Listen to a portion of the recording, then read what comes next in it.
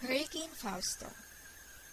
Hurricane Fausto was the seventh tropical depression, the sixth named storm of the 2008 Pacific hurricane season. It was also the third hurricane.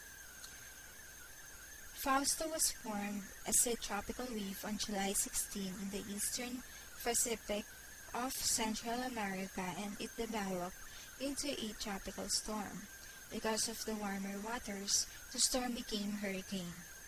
It was just a minimal hurricane because it was expected to have just a minor and little effects on land. But after just a few days, it was classified under the Category 2 hurricane with a maximum sustained winds of at least 160 kilometers per hour, or equivalent to 100 miles per hour.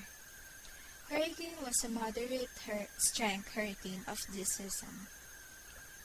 The Weather Bureau expected Hurricane Fausto to be downgraded into a tropical storm and would turn into a tropical depression. The United States of America was not threatened by this hurricane, but they are still prepared if it became as a major hurricane. Being prepared and optimistic are really significant in order to be calm in a tragic situation. This is Anne of Synergy.